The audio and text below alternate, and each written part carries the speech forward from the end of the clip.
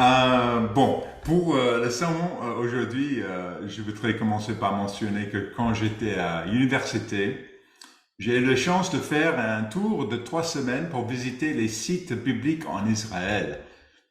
Et pendant ce tour d'études, nous avons visité la basilique de Saint-Sépulcre à Jérusalem. Et la basilique a été construite sur le site qui est censé être l'endroit où Jésus a été crucifié et où il était déposé dans le tombe pendant 3 jours et 3 nuits. Ce lieu a été le centre de culte du christianisme traditionnel pendant près de 1700 ans et a été pillé, brûlé, détruit et généralement mis à sac plusieurs fois. Sa libération d'occupation musulmane était l'objectif principal de la première croisade chrétienne au XIe siècle. C'est un endroit de grande révérence pour littéralement des milliards de personnes. Et donc, c'est quelque chose que c'est très intéressant à voir, mais mes amis et moi, mes amis dans l'église et moi, ont été franchement choqués, voire même repoussés, mal à l'aise, par les nombreuses icônes, les statues et tous les autres objets qui, à mon avis, allaient à l'encontre contre le deuxième commandement. Le commandement contre le fait de se créer des idoles. Juste une petite histoire. À un moment de la visite, nous sommes entrés dans une toute petite pièce intime et très spéciale qui est censée être l'endroit où le Christ a été déposé après sa crucifixion et où son cœur était enveloppé à la hâte avant d'être placé dans le tombe. Cette pièce, elle est comme une pièce dans la grande église, dans le grand bâtiment, très intime, très étroite. Et il y a peut-être, il n'y a pas assez de place pour plus de 5 ou 6 personnes dans cette petite pièce. Mais cette pièce était tellement remplie de ces icônes qu'un de mes amis a franchement commencé à rire. Et ce qui a fait rire les autres membres de ce groupe et qui a conduit le prêtre présent de se mettre en colère et à les expulser de la pièce. Je voudrais dire que je pense qu'il est important d'être respectueux des croyances des autres et franchement, j'étais gêné par le manque de respect que mon groupe avait montré. J'ai ressenti que tous ces icônes et images étaient inappropriés, mais je pense que nous devons toutefois montrer de respect envers les autres. Donc, c'était un moment, comme j'ai mentionné, un petit peu gêné pour moi. Mais de toute évidence, il ne pouvait pas voir le prêtre. Il ne peut pas voir ce que nous pouvions voir. C'est-à-dire que l'endroit était rempli d'idoles. Et je partage cette histoire en tant qu'introduction juste pour montrer qu'il y avait tellement d'images taillées que cela a littéralement fait rire mes amis parce que pour nous, pour eux, c'était ridicule. Aujourd'hui, donc, je vais parler du deuxième commandement. Et le titre de mon message est « Quel est l'objectif de votre culte ?» Quel est l'objectif de votre culte? Donc, voyez-vous reporter, s'il vous plaît, à Exode 20. Exode 20, versets 4 à 6. Et je veux commencer par lire le deuxième commandement. Le deuxième commandement dans Exode 20, versets 4 et 6. J'espère que tout le monde peut trouver les 10 commandements dans la Bible, dans Exode 20. Et on va commencer à partir de verset 4. Il dit, « Tu ne te feras point d'image taillée, ni de représentation quelconque de choses qui sont en haut de les cieux, qui sont en bas sur la terre et qui sont dans les eaux plus bas que la terre. Tu ne prosterneras point devant elle, et tu ne le serviras point, car moi, l'Éternel ton Dieu, je sais, ton Dieu, je suis un Dieu jaloux, qui punit l'iniquité des pères sur les enfants jusqu'à la troisième et la quatrième génération de ceux qui me haïssent. Et verset 6, et qui fait miséricorde jusqu'aux 1000 générations à ceux qui m'aiment et qui gardent mes commandements.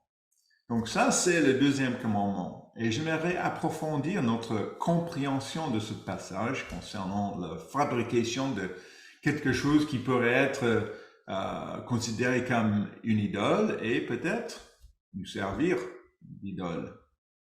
Il y a 3 parties de ce sermon. Première partie discutera la perspective catholique prédominante concernant l'utilisation d'images religieuses en la comparant à la Bible. La deuxième partie discutera des implications modernes de l'idolâtrie, des images religieuses et de ce que cela veut dire pour nous. Et enfin, nous discuterons de la contradiction apparente, il n'y a pas de contradiction, mais apparente, entre ce commandement et un verset du livre d'Ézéchiel sur les conséquences générationnelles, parce que nous allons lire les conséquences générationnelles, de ne pas observer la loi de Dieu. Moi, j'ai visité plusieurs temples hindus en Inde et beaucoup de temples bouddhistes en Thaïlande, et j'ai vu de près les images sculptées de ces traditions religieuses. Et parfois, il est facile de simplifier ce commandement en pensant qu'il s'agit simplement de ne pas faire une image sculptée de Dieu, comme un éléphant Ganesh, ça c'est un dieu en Inde, ou ne pas mettre une importance excessive sur les icônes ou les crucifixes. En effet, comme nous verrons, ces choses sont mauvaises, mais ne sont pas probablement pas assez pertinentes pour nous qui vivons dans le monde occidental moderne. Il y a d'autres implications, de puissantes implications pour nous.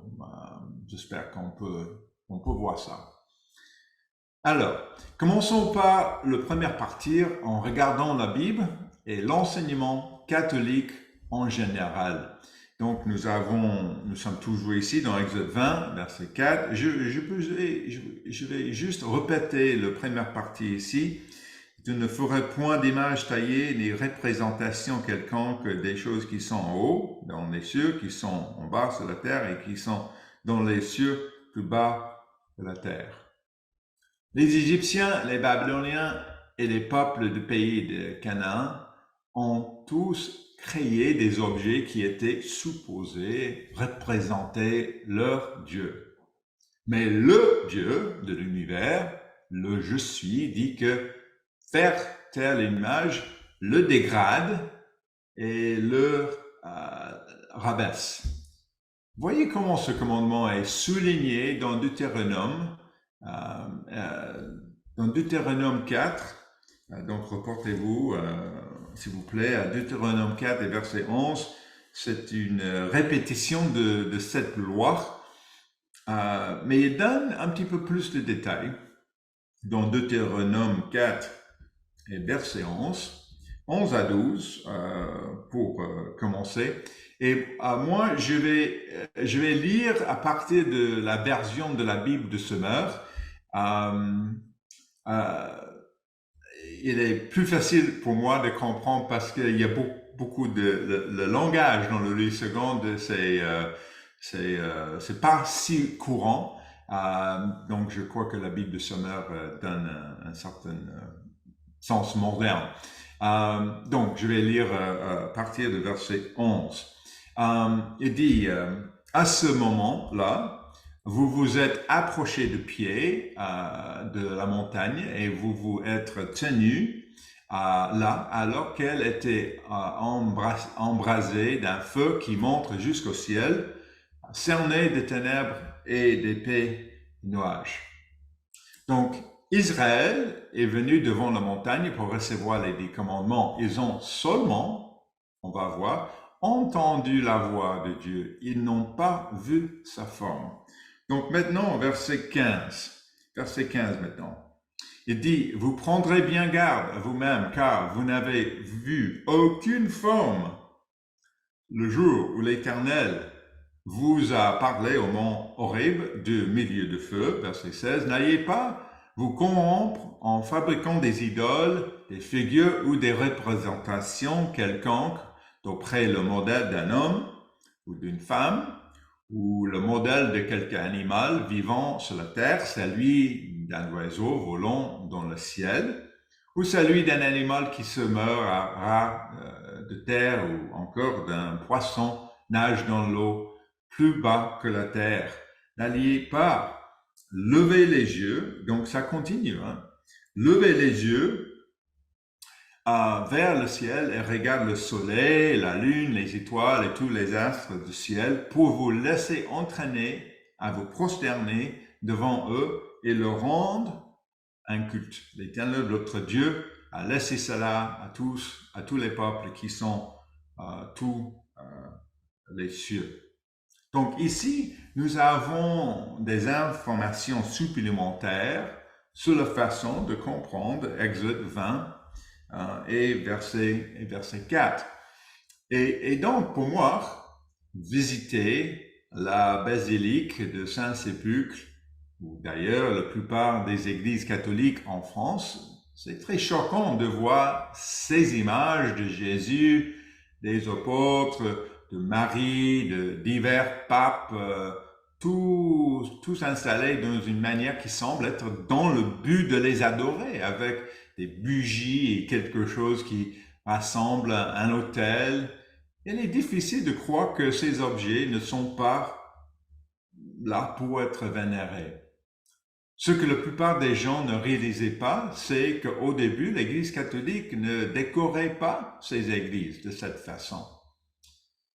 Lorsque je me suis rendu en Inde, dans l'état de Kerala, au sud du pays, j'ai été surpris de constater que les gens de cette région de l'Inde croyaient que l'apôtre Thomas avait fondé le christianisme en 52 après Jésus-Christ. Et j'ai partagé ce fait dans un sermon où j'ai parlé de Thomas. Selon un article de Smithsonian.com, c'est un article dans un revue aux États-Unis, le nom de Thomas est omniprésent dans toute la région et même aujourd'hui, avant qu'un couple chrétien se marie à Kerala, dans l'état de Kerala, il est courant de leur demander si leur ascendance remonte à l'apôtre. Je partage cette histoire parce que l'Église catholique n'a pas eu de contact avec la communauté chrétienne de l'Inde avant l'année 1500 ans après Jésus-Christ, plus de 1200 ans après Constantin. Donc imaginez, pour 1000 ans, il y avait des chrétiens en Inde sans contact avec les Européens. Et c'est en 1498, donc il y a plus de 500 ans, mais vers cette année-là, que le célèbre explorateur portugais Vasco da Gama a navigué au Kerala pour ouvrir la première route maritime d'Europe vers l'Inde. Imaginez sa surprise quand il a trouvé des chrétiens en Inde, déjà. Et sur la base de ces rapports, les franciscains de Portugal se sont rendus au Kerala 2 ans plus tard pour rencontrer les dirigeants et évaluer la véracité de ces affirmations, parce que les gens en Inde ne croient pas que c'est possible d'avoir les chrétiens en Inde. Cependant, quand les franciscains sont venus avec leurs croix et leurs icônes et leurs images de Jésus, les chrétiens indiens les ont rejetés comme hérétiques et ont dit qu'ils ne faisaient pas partie de cette église parce que leur pratique était clairement en contradiction avec le 2e commandement. le christianisme primitif s'est développé dans un contexte où les images religieuses, telles que les statues dans les temples ou chez quelqu'un, étaient très courantes et faisant partie des traditions païennes, romains et grecques. Et donc, c'est interdit. Et les écrits de même père catholique, on dit, contiennent de fortes dénonciations de ces pratiques. Au fil du temps, des images de Marie, de Jésus, des apôtres ont commencé à être introduites, puis l'image de la croix et ensuite le crucifix. Et beaucoup s'inquiètent de ce que c'était ces idoles et que l'Église pratiquait l'idolâtrie. Et même certains empereurs byzantins ont interdit l'utilisation des icônes dans l'Église. Même Jean Calvin, pendant la réforme protestante en France, était extrêmement hostile à l'affichage public des statues, des icônes et d'autres images religieuses et a soutenu leur destruction. Alors, avec toute cette histoire, pourquoi les catholiques ont-ils des images dans leur église? Parce que ça, c'est partout en France. Dans un article intitulé « Est-ce que les catholiques adorent les statues ?» daté de 10 août 2004, sur le site web catholique.com, il y a un évêque, Robert Brom, un évêque de San Diego, en Californie, décrit la position actuelle des catholiques. Et je ne suis pas d'accord avec cela, mais je pense qu'il est important de comprendre leur position afin qu'elle puisse être évaluée par rapport à ce que dit la Bible. Dr. Brom explique la position catholique sur cette question en disant qu'il faut faire une distinction entre adorer les statues et interdire l'usage religieux des statues. Il prétend que les statues religieuses sont commandées dans les Écritures.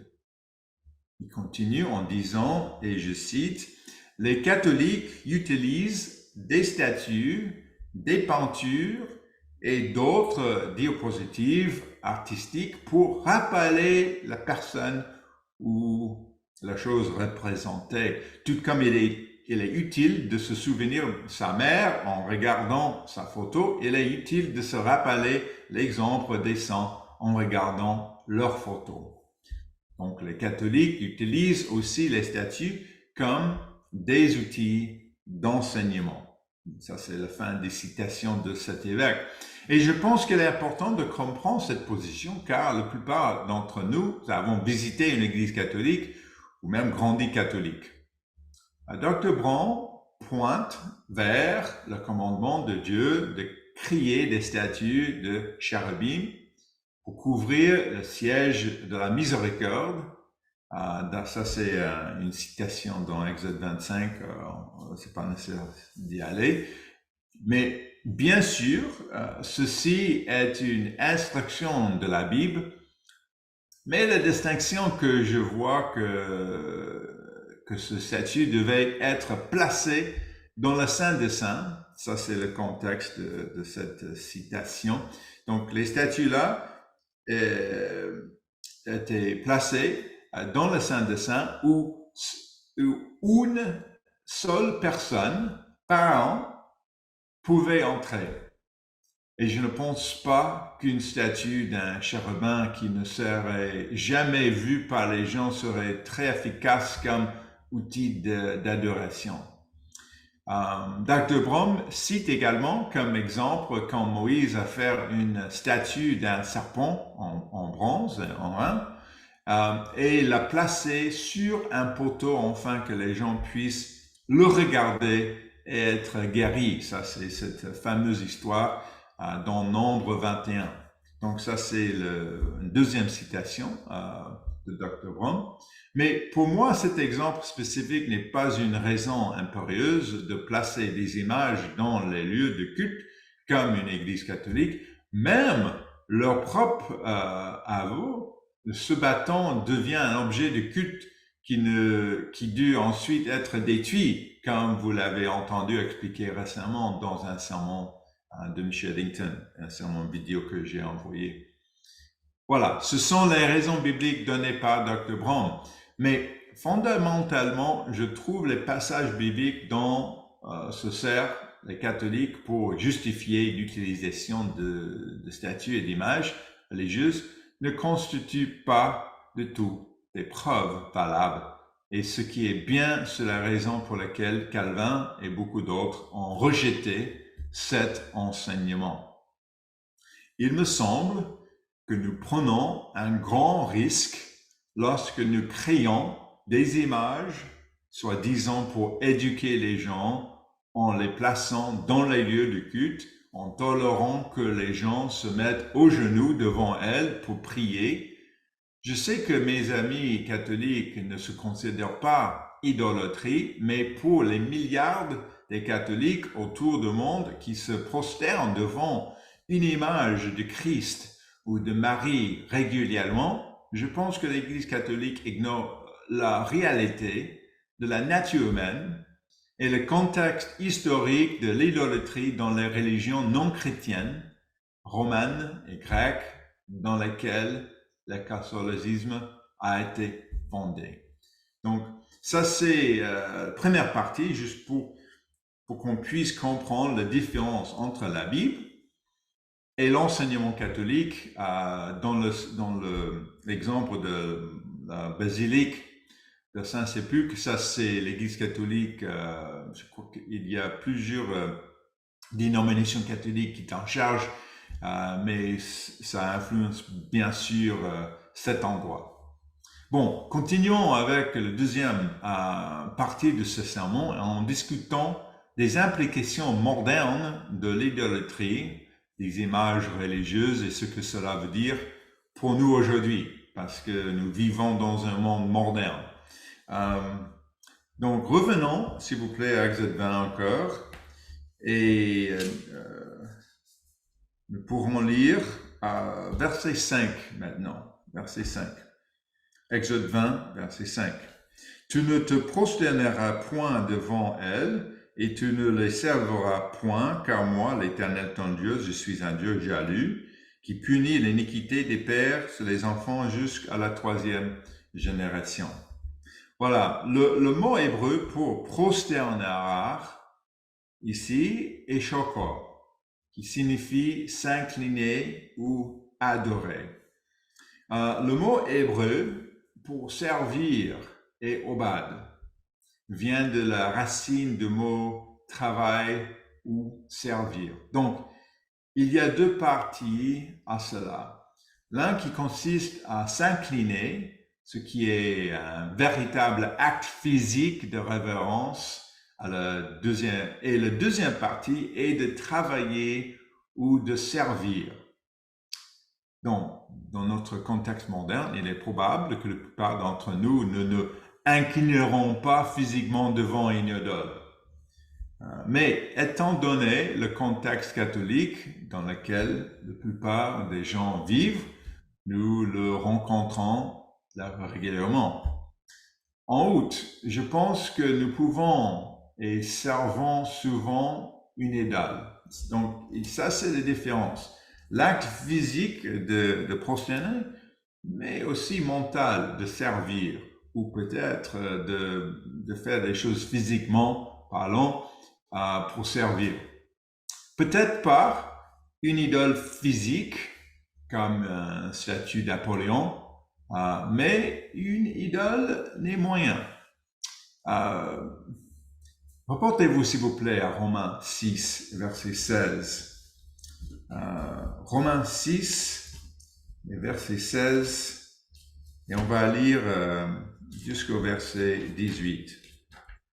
Romains 6,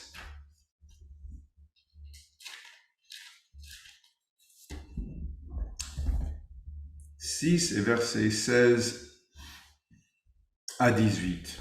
Il dit, « Ne savez-vous pas qu'en vous livrant à quelqu'un comme esclave pour lui obéir, vous êtes esclaves de celui à qui vous obéissez, soit de péché qui conduit à la mort, soit de l'obéissance qui conduit à la justice.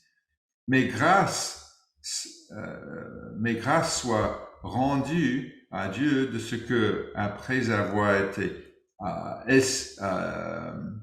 esclavé du péché, vous avez obéi de cœur à la règle de doctrine dans laquelle vous avez été instruits. Donc, Dieu veut que nous le servions et lui seul, et pas autre chose. Mais avant que nous soyons appelés, que nous le sachions ou non, nous servions ces forces qui nous auraient menés à la mort. Donc ça, c'est l'implication ici de cet enseignement. Il y a un autre verset dans 2 Corinthiens 4. Donc reportez-vous, 2 Corinthiens 4, verset 4. C'est un verset souvent cité. 2 Corinthiens 4, versets 4 et 5. Et ça décrit le monde qui nous entoure.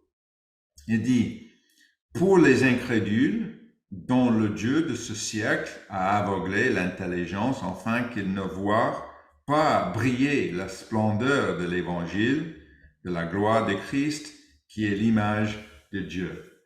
Paul dit que ceux qui n'ont pas compris l'Évangile ont leur esprit aveuglé par le Dieu de ce monde. Jésus est l'image de Dieu et c'est son message que Paul a prêché. Donc, cela conduit à une question naturelle. Qui, quoi, servez-vous? Servons-nous? Sommes-nous esclaves de quelque chose d'autre que la justice de Dieu? C'est là que la dépendance de l'alcool, la drogue, on peut fumer par exemple, c'est pas beau pour notre cœur, la pornographie, les jeux vidéo, l'internet, le travail, gagner beaucoup d'argent et même les divertissements sans fin par les médias sociaux, etc. Ce sont des addictions et une forme d'esclavage. Et nous ne pouvons pas nous permettre de penser que nous observons le deuxième commandement tout en étant accrochés à quelque chose d'autre. Donc, ça, c'est l'esclavage. Parfait cette connexion dans Colossiens 3, verset 5. Reportons-nous, s'il vous plaît. Colossiens, donc, on peut faire une connexion entre les deux. Ça, c'est pour servir des idoles ou les fausses dieux. Colossiens 3, verset 5. Colossiens 3, verset 5.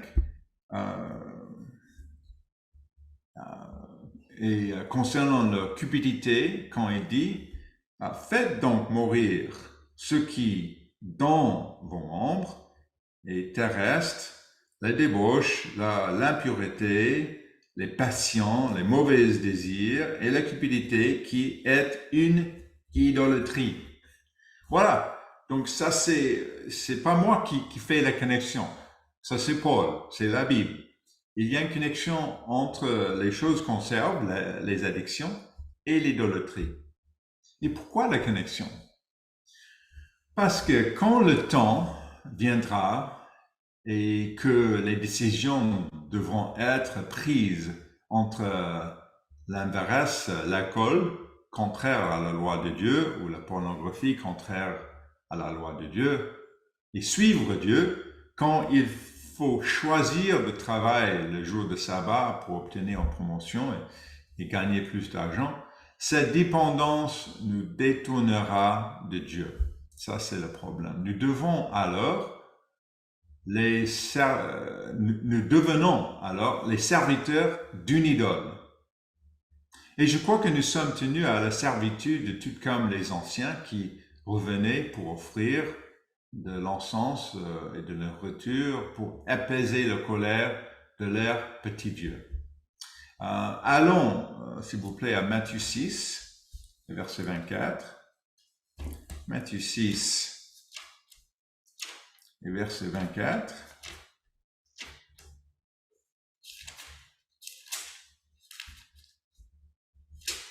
On peut voir notre référence à cet égard. Il dit, nul ne peut servir deux maîtres, car ou il haïr l'un et aimer l'autre, ou il s'attachera à l'un et méprisera l'autre. Vous ne pouvez servir Dieu et maman, ou la richesse. La maman, c'est un autre mot pour la richesse. Donc, moi, je crois que cela rend clair le point de vue d'une dépendance, péché, qui la maîtrise sur une personne est, par définition, un maître qui fait concurrence à Dieu. Il montre aussi que Jésus lui-même a vu que l'argent pouvait être un autre maître dans le vue d'une personne, une autre forme d'idolâtrie, quelque chose qui peut nous amener à briser le commandement. Remarquez dans le même chapitre, maintenant verset 19, juste quelques versets avant,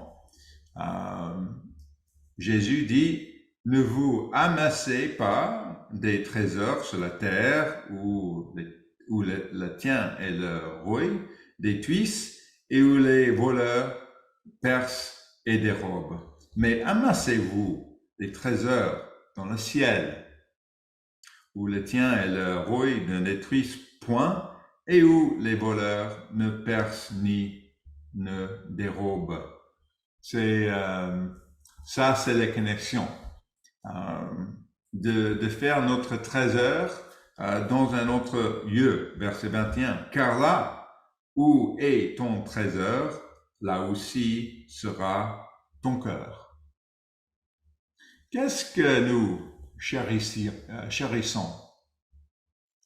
Si c'est quelque chose de physique, alors nous ne pouvons pas laisser cela être élevé au-dessus de notre amour pour Dieu. Examinons maintenant ce que je crois est un gros problème pour notre société actuelle. Donc, reportez-vous, s'il vous plaît, à 2 Timothée 3 et verset 1. Notre sujet maintenant, c'est l'idolâtrie actuelle aujourd'hui, dans notre ère moderne. Donc, 2 Timothée 3, versets 1 à 5. On va commencer avec verset 1. 2 Timothée 3, verset 1. Sache que dans le dernier jour, il y aura des temps difficiles.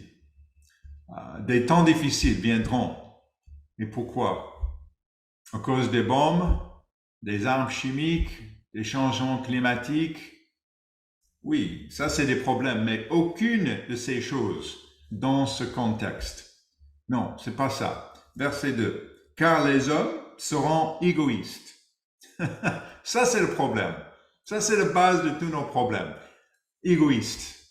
La première chose dont nous devrions nous préoccuper en vivant au moment de la fin est que les hommes seront égoïstes.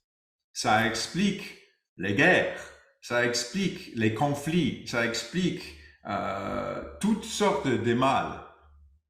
Égoïste, il définit pas le Larousse comme attachement excessif porté à soi-même et à ses intérêts au mépris des intérêts des autres. Donc ça, c'est simple à dire, mais imaginez le problème, ça criait. De nombreuses traductions anglaises utilisent ici la phrase « amoureux d'eux-mêmes ». Ils feront de eux-mêmes leur propre idole. La psychologie moderne utilise souvent le terme « narcissisme ». Le narcissisme, selon le Larousse, est amour excessif porte à l'image de soi. Le narcissisme, c'est quand nous commençons à nous adorer nous-mêmes. Ça, c'est une idole. Et j'ai un exemple tiré d'une étude américaine qui, selon moi, est applicable en France. Le docteur Peter Gray, dans son article intitulé Pourquoi le narcissisme augmente chez les jeunes américains, daté de 16 janvier 2014 dans la revue Psychologie DD, écrit, et je cite maintenant, il dit depuis 3 décennies ou plus, les chercheurs ont pu évaluer l'évolution du narcissisme et de l'empathie et à l'aide de questionnaires qui avaient été créés vers la fin des années 1970. Donc ça, c'est plus de 50 ans maintenant. Cet article a été publié en 2014, je crois, voilà.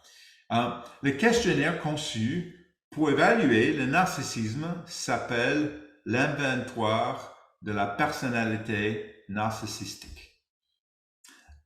Le questionnaire conçu pour évaluer l'empathie s'appelle l'indice de la réactivité interpersonnelle. Et de nombreuses études en démontrent que les scores, les résultats de ces questionnaires sont corrélés de façon fiable avec le comportement dans le monde réel et avec les évaluations d'autres personnes. Par exemple, ils ont ressenti que ceux qui obtiennent un score élevé dans le narcissisme ont tendance à surestimer leur propre capacité à se déchaîner avec colère en réponse aux critiques et à commettre même des crimes en comblant. Ceci a des taux plus élevés que la population générale. Donc, il y a cette corrélation corrélée. Ceux qui ont un faible niveau d'empathie sont plus susceptibles que les autres de se livrer à l'intimidation et moins susceptibles de faire de bénévolat pour aider les personnes dans le besoin. Au fil des années, ces questionnaires ont été administrés à de nombreux étudiants universitaires. Et les analyses rassemblant toutes les données révèlent que le score moyen de narcissisme ne cesse d'augmenter et que le score moyen d'empathie diminue régulièrement depuis l'élaboration des questionnaires. Les changements sont statistiquement significatifs et suffisamment importants pour qu'environ 70% des étudiants obtiennent aujourd'hui un score plus élevé de narcissisme et moins d'empathie que l'étudiant moyen d'il y a 30 ans, par exemple. Et poursuit en discutant des différentes raisons de cette augmentation, et franchement, aucune d'entre elles n'est très encourageant. Donc, l'une des grandes idoles qui est prophétisée à venir est que nous nous mettrons nous-mêmes au-dessus de tous les autres. Nous en venons littéralement à nous adorer nous-mêmes. Nous devons faire confiance à Dieu et non aux idoles de notre propre création, même de nous-mêmes. Voilà, ça c'est la deuxième partie de ce sermon. Enfin, parlons de la contradiction apparente. Il n'y a pas une contradiction, quand je l'ai mentionné, entre ce deuxième commandement et d'un verset du livre d'Ézéchiel sur les conséquences générationnelles de ne pas observer la loi de Dieu. Et ça, c'est important pour nous, je crois, parce que souvent, on peut avoir un sentiment qu'à cause de nos parents, nous avons des malédictions. Et nous vivons les conséquences des décisions de nos parents. Et il y a un certain sens de ça. Mais on va voir la vérité. Donc, revenons, s'il vous plaît, à Exode 20, verset 5. Parce qu'il y a quelque chose, nous avons lu la première partie de ce verset dans Exode 20, verset 5. quand il parle de ne prosterner point devant les idoles. Mais la deuxième partie parle de les effets dans les autres générations. Il dit qu'à moi, l'Éternel ton Dieu, je suis un Dieu jaloux qui punit l'iniquité des pères sur les enfants jusqu'à la 3e et la 4e génération de ceux qui haïssent, et qui fait miséricorde jusqu'à 1000 générations à ceux qui m'aiment et qui gardent mes commandements.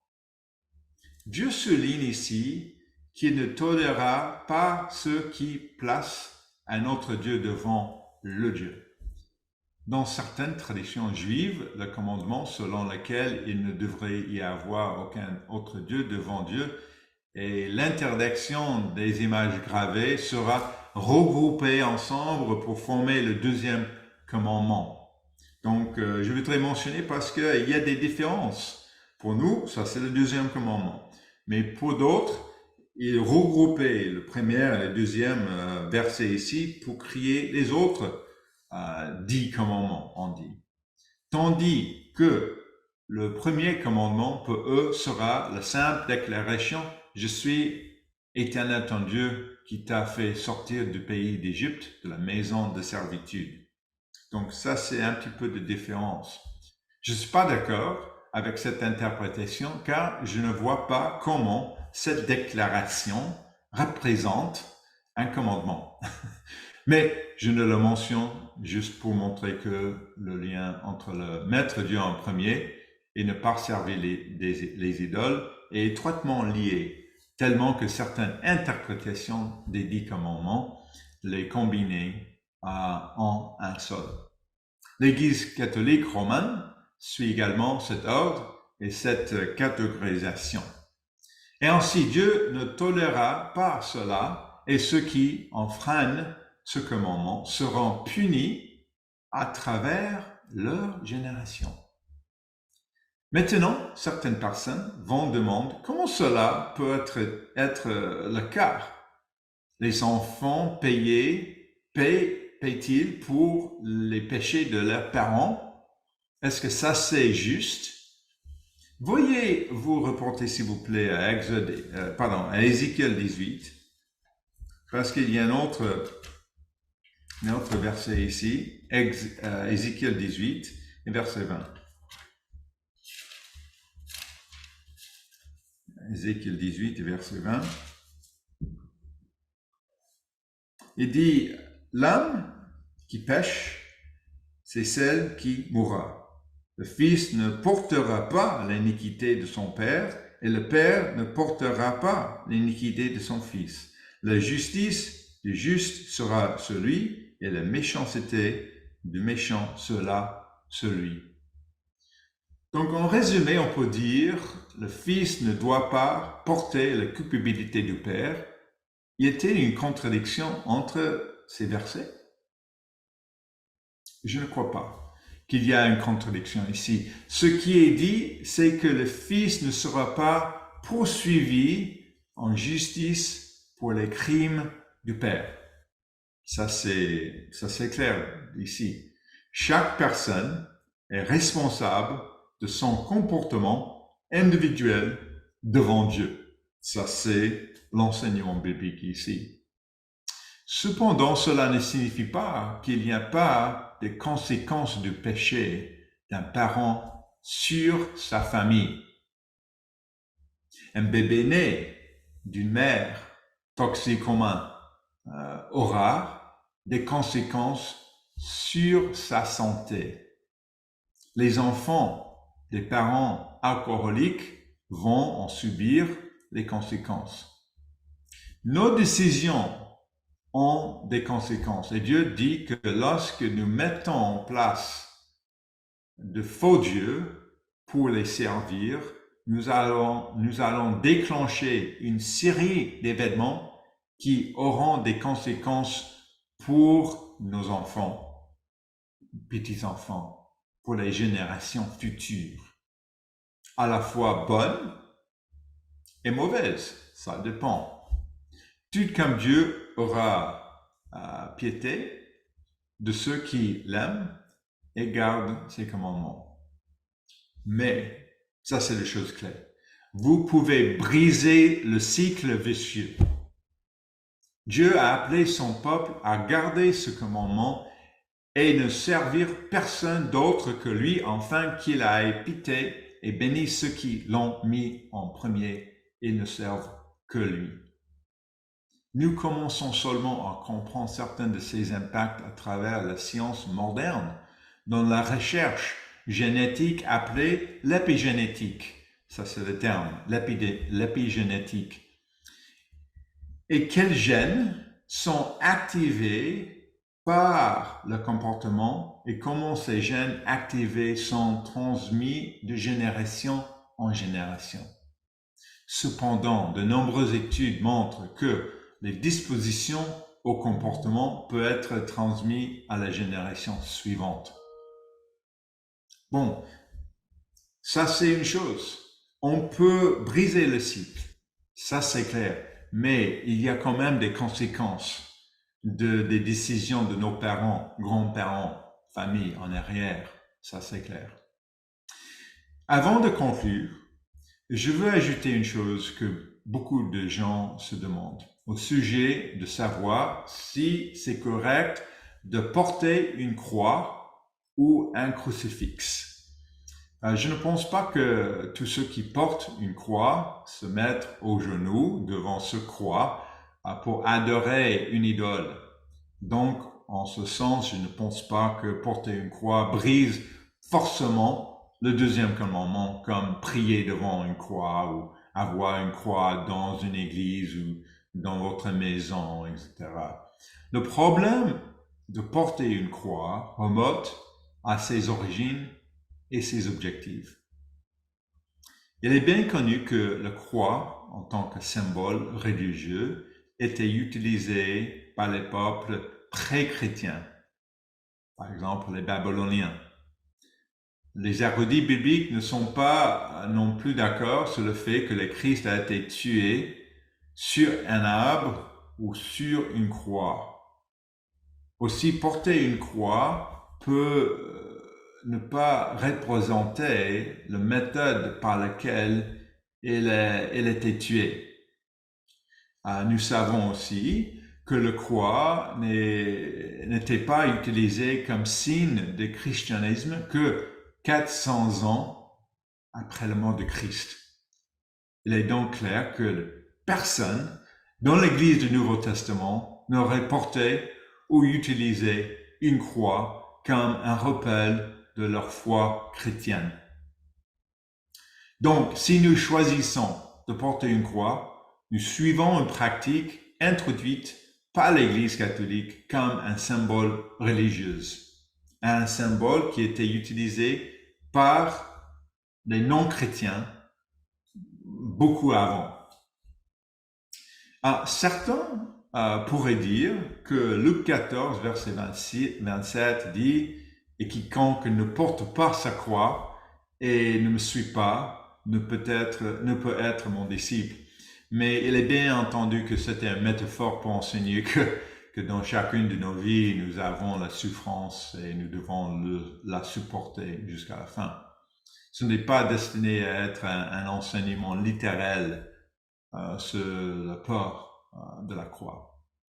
Personnellement, je trouve que le port d'un crucifix ou d'une croix n'est pas correct et que cela semble dangereusement se rapprocher du fait de porter une idole lorsque nous savons que des milliers de gens se prosternent devant ces objets dans la cathédrale et dans les autres lieux. Probablement, ce qu'il y a de plus significatif, c'est que nous devrions montrer notre foi à travers nos actions et non à travers un symbole religieux. Jésus corrigea les Juifs de son temps à cet égard quand ils portaient des boîtes de cuir spéciales sur leurs vêtements pendant leur prière, afin de paraître plus juste aux yeux des autres. Sur la base de ces raisons, l'Église de Dieu uni enseigne que ce n'est pas une bonne chose pour un disciple de Jésus-Christ que de porter une croix. Voilà, donc j'espère que ça vous aide. Aujourd'hui, nous avons exploré les 3 aspects du deuxième commandement. Si vous avez la chance de visiter Jérusalem, j'espère que vous pourriez visiter la basilique du Saint-Sépulcre, mais préparez-vous pour le site des icônes et des statues et tâchez de ne pas vous laisser distraire et de manquer la signification plus importante de ce site. Surtout, j'espère que cette discussion a été utile pour comprendre les contextes catholiques dans lesquels nous vivons et ce qu'il y a de plus important encore pour nous, sommes-nous prêts à examiner nos idoles modernes, y compris le narcissisme et les fausses priorités de la société. Nous ne devrions pas faire pour nous-mêmes une image quelconque et adorer cette image.